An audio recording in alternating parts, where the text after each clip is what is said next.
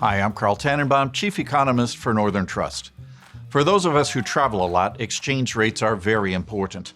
They can mean the difference between a nice hotel and a not as nice hotel, and determine whether dinner is sushi or a day-old tuna fish sandwich. At some times, in some places, even the tuna fish sandwich isn't within my budget. I'm fortunate, though, to have the US dollar as my home currency. While it can depreciate at times, its status as the world's premier medium of exchange anchors its value. Because it is backed by the world's largest economy and the world's deepest capital markets, demand for the US dollar is usually very strong. But the dollar's standing has come under question this year.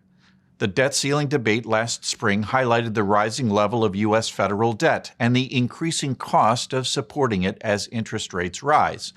The challenging negotiations in the Congress during that interval highlight how difficult it will be to bring that borrowing under control.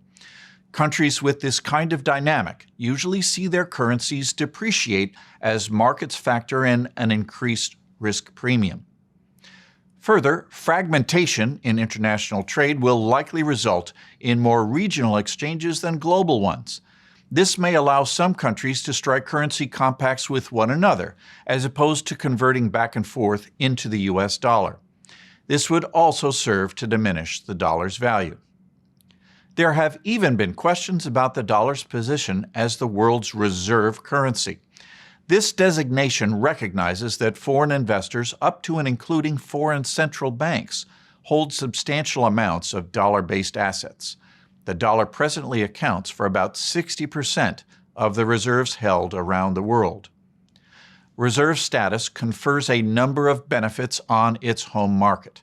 It limits borrowing costs, creates a safe haven during times of turbulence, and offers citizens advantages in trade and travel.